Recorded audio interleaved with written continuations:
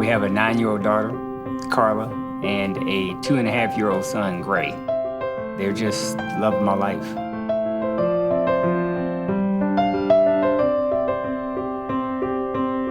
Went in for physical in 2012. I'm thinking, of course everything's gonna be normal. And my doctor asked, she's like, have you ever been told that you had a heart murmur? Let's go have you speak to a cardiologist. Initially, we didn't take it that serious because we didn't see any signs of it causing any problems.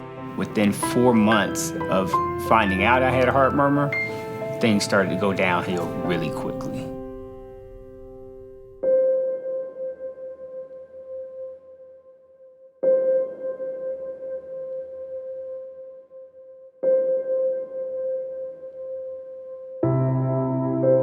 Unfortunately, the aneurysm over a few months' time had grown from something about this big to this big. Every time my heart beat, you could see, it's almost like my heart was jumping out of my chest. You're looking at his face, but really all you can see is this huge pulsating mass in the front of his ribs. He was clearly going to die in short order if we didn't do something about it. And he's a Jehovah's Witness. When you operate on a Jehovah's Witness, it's always much more complicated. You can't lose a lot of blood because you cannot give transfusion. If you operate on that man in the absence of blood, he dies.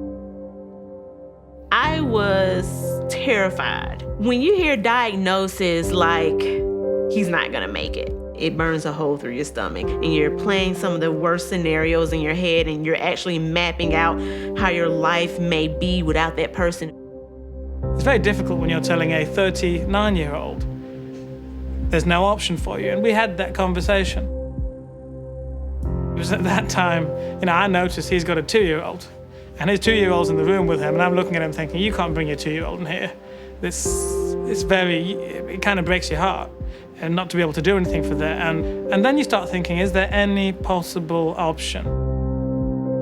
Can we get a catheter, a tube, up into the aneurysm, take some pictures of it, and just start to begin thinking about fixing this thing? He's like, okay, your situation is like a Hail Mary. I've never seen this before. This aneurysm is huge, but I'm gonna do whatever I can. What we can do is take coils to kind of wall off or close off the aneurysm to stop allowing blood to flow into it. Do you potentially want to undergo a procedure which has higher risk than any procedure I've ever even thought about doing? Jason almost didn't have to think about it. When are we doing it?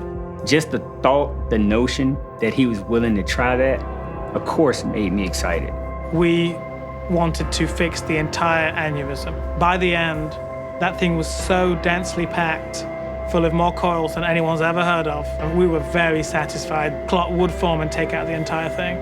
We were confident of that. If not, we would have gone another 12 hours. Would have done what it took. When I woke up, I was ecstatic. The fact that I could open my eyes, see my family, hear my family, even touch myself and say, hey, you're alive. When the doctors walked into the room and they're smiling, you're like, okay, they're smiling, so he's okay. Before the procedure, when I first met Jason, he could not walk from here 3 feet without being short of breath. And when I saw Jason today, this is a guy now walking several blocks without difficulty, who's back to living his normal quality of life. We could never even have wished for a result this good. Jason could possibly not be here. Dr. Med, he saved Jason's life. He took a risk on my husband that no one else would. And I'm so thankful for that. I really appreciate it. When you think about the science behind these coils that go in, sense blood, expand, the science behind this is so advanced. That's only even possible because of years and years of research and dedication. And the American Heart Association is one of the major funders of that research. We went through something that was deemed impossible. I'm feeling better. I'm here, grateful